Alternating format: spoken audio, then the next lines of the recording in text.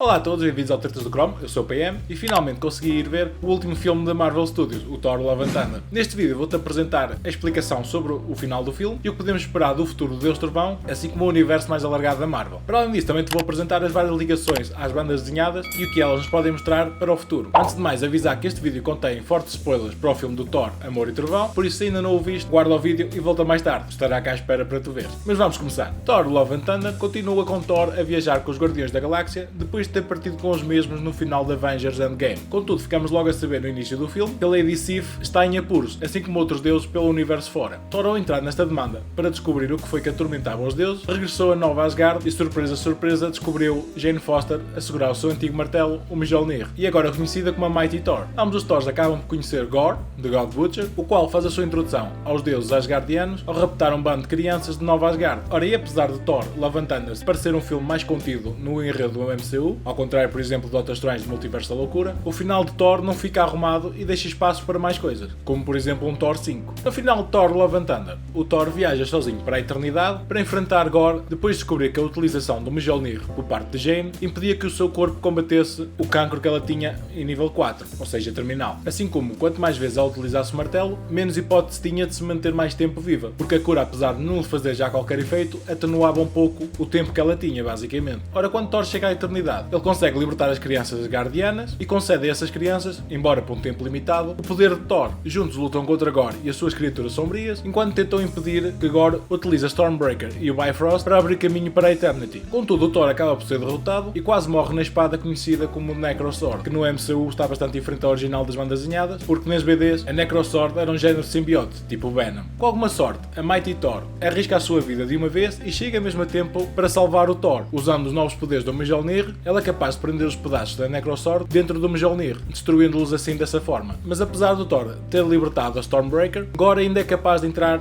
na Eternity, ficando apenas a momento de fazer o seu desejo de matar todos os deuses no universo. Mas em vez disso, ambos os Thors são capazes de apelar ao lado mais sentimental de Gorr e fazer com que ele deseje que a sua filha regresse do reino dos mortos. Isto tudo antes da Jane Foster morrer de cancro. Por causa da destruição da Necrosword, o Gorr também acaba por morrer. Em paralelo com o Mjolnir, a Necrosword também era quem mantinha o Gorr vivo, porque sem elas também estava no limbo da morte. O que é um bocadinho diferente das bandas desenhadas, porque nas BDs a Necrosword apenas lhe dá poder, visto que ele nas BDs estava a morrer sim, mas era fome, visto que o seu planeta não tinha qualquer alimento para a população. Aos pés da eternidade, Gorr menciona que não é capaz de sobreviver, por isso ninguém tomaria conta da sua filha, o que nesse momento o Thor chega-se à frente e decide tomar conta dela. Nas cenas finais, o Thor apresenta-se como uma figura paternal para a filha de Gorr e esta fica conhecida com o nome de Love, dando assim ênfase ao título do filme Love and Thunder. Mas apesar disto tentar ser um momento bonito, pode surgir dúvidas como é que a Jane conseguiu chegar à eternidade, visto que não possuía o Bifrost, ou o poder do teletransporte do raio de Zeus. Como sabemos ao longo do MCU, o Bifrost é uma peça fundamental para viajar através da galáxia, e o quarto filme do Thor revelou que, para além disso, a Bifrost é a única coisa que é capaz de abrir o caminho para a eternidade. E tudo isto pode causar um pouco de confusão, como é que a Jane conseguiu chegar ao centro do universo, a tempo de salvar o Thor. Ora, momentos antes da viagem de Thor para a eternidade, a Valkyrie menciona que o seu Pegasus, que é o cavalo com asas, tem a capacidade de criar portais que permitem viajar através de grandes distâncias, e a própria indica o caminho exato para a eternidade, o que pode indicar que ela também já esteve lá e procurou talvez o desejo de fazer regressar as suas irmãs Valkyrias que foram mortas por ela, como vimos no filme do Thor 3, só que sem Bifrost ela não conseguiu aceder à Eternity. E com essa explicação ficamos a saber também como é que a Jaina conseguiu aparecer lá no momento exato, e ficamos agora com mais um facto que o cavalo da Valkyrie consegue realmente abrir portais. Outros aspectos que deixa a pulga atrás da orelha: essa Jane está realmente morta, e se pode no futuro regressar como Mighty Thor, ou está apenas perdida no reino de Valhalla. A morte de Jane Foster como Mighty Thor reflete a morte de Odin em Thor Ragnarok. É uma cena que basicamente fechou o arco no retrato da personagem, embora isto possa sugerir que a Mighty Thor, Jane Foster, não regressará no futuro, visto que não há planos confirmados para que ela o faça. A cena pós-créditos de Love and Thunder deixa a porta aberta para que a Natalie Portman possa regressar. Isto juntamos ao facto sobre o que sabemos do reino dos mortos nas bandas desenhadas. Na história das cómics, o Thor recusa-se a aceitar a morte de Jane e é capaz de usar o poder do Mjolnir em combinação com o esforço de Odin em Valhalla para trazer Jane de volta à vida. Além disso, em várias histórias da banda desenhada, a Marvel deu a Thor a capacidade de falar com as almas no eterno descanso presentes em Valhalla. Em algumas dessas histórias, a Jane acaba mesmo por se tornar uma Valkyria, o que lhe concedeu ainda mais poder entre a vida e a morte. Na cena pós-créditos, onde mostra a Jane e o Heimdall, sugere a possibilidade de algo mais a caminho do futuro de Asgard, com ambas as personagens possivelmente a regressar ao futuro do MCU, especialmente porque se tivermos em conta que na mitologia nórdica, Valhalla é o lugar para onde vão os guerreiros após a morte, e ficam à espera do seu regresso para participarem na luta do fim do mundo. Um ponto engraçado no que toca a Valhalla é que todos os personagens que vimos da Asgard anteriormente poderão estar presentes neste terreno, incluindo a mãe do Thor, o pai e até mesmo o Loki. Não a versão que vemos na série, mas a versão que morreu nas mãos do Thanos no Infinity War. Se pensarmos bem, ele acaba com uma morte de guerreiro, o que lhe poderá conceder passagem a Valhalla. Ora, mas como disse há pouco, a eternidade foi um pouco alterada no MCU em relação às BDs, e fica a dúvida no ar se é possível ela conceder mais desejos no futuro. Ora, a eternidade não tinha sido abordada anteriormente dos filmes da Marvel, salvo um pequeno easter egg que vimos nos Guardiões da Galáxia 2, quando o Ego, o pai de Star-Lord, lhe consegue poderes e conseguimos ver a eternidade nos seus olhos.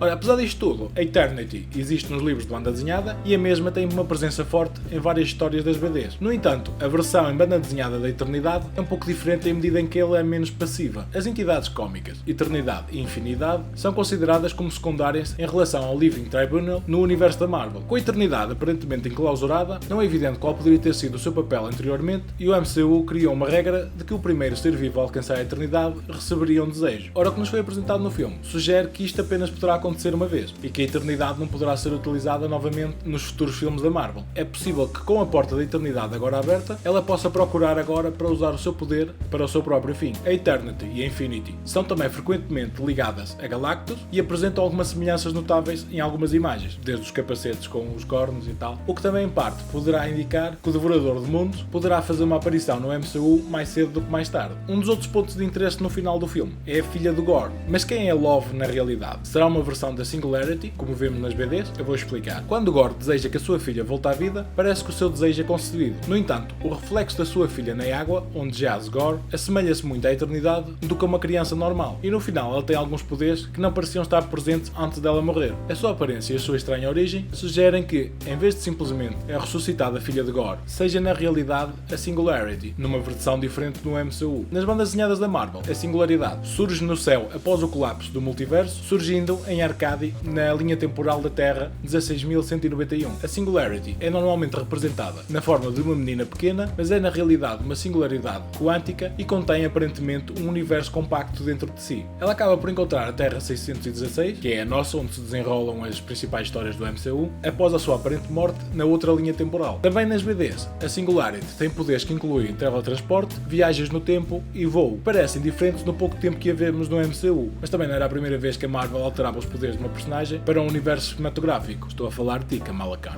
Isto poderá indicar que os seus poderes foram alterados ou poderá ser uma relação em que os seus poderes estejam a desenvolver e ela ainda não sabe o seu potencial atualmente. E tendo em conta que ela está agora ao lado do Thor a lutar pelo universo, essas capacidades podem ainda maturar. Não é evidente, contudo, é onde a Clove aparecerá a seguir no MCU, mas nas BDs ela já teve muitas aventuras ao lado de vários personagens e uma delas fez estreia recentemente no MCU e falo, claro, da Miss Marvel. Outro aspecto interessante é o porquê do Thor usar o Mjolnir no final do filme em vez da Stormbreaker, dando a Stormbreaker à Love. Ao longo de Thor Love and Thunder, o desejo de Thor por Mjolnir e o ciúme que este tem por Jane, por ela estar a usar o seu martelo, assim como o ciúme da Stormbreaker pelo Thor querer o seu antigo martelo, em vez do seu novo machado, é representado um pouco como uma brincadeira, com bastante exagero nas piadas, diga-se. No entanto, faz sentido que o Thor recupere o Mjolnir, isto no final do filme, e dê a Stormbreaker à sua nova filha adotiva, que neste caso, como vimos no filme, talvez seja como uma sobrinha para ele, visto que ela chama o tio Thor. Mas há aqui um significado mais profundo para o uso do Mjolnir por parte do Thor. Ao longo do filme, o Mjolnir representa os sentimentos de Thor por Jane e a sensação de que ele a perdeu. Thor, ao empunhar o Mjolnir, no final de Love and Thunder, funciona como uma forma de ele a honrar e recordar Jane e ajuda também a simbolizar como a Jane o ajudou a tornar-se digno do Mjolnir, o que poderá também ser o que ela lhe disse ao seu ouvido no final do filme, nos últimos momentos de vida. Ora, mas Love and Thunder é bastante importante porque funciona como o fim do arco da história do Thor. Enquanto muitas das outras produções do MCU, na fase 4, tiveram bastantes finais sombrios e sensações agridoce, o final de Love and Thunder fornece uma mensagem global mais positiva. Thor passou anos a tentar ultrapassar ou ignorar o seu trauma que resultou do conflito com Thanos e agora deu uma espécie de vingança contra os deuses por causa da morte da sua filha. No entanto, o final não é sobre a vitória de Gore ou de Thor, mas sim sobre eles perceberem que existem coisas mais importantes do que a vingança e as suas batalhas. Enquanto Thor escolhe passar o que poderia ser o seu último momento com Jane em vez de lutar contra Gore, Gore decide trazer de volta a sua filha em vez de cometer um assassinato mata em massa.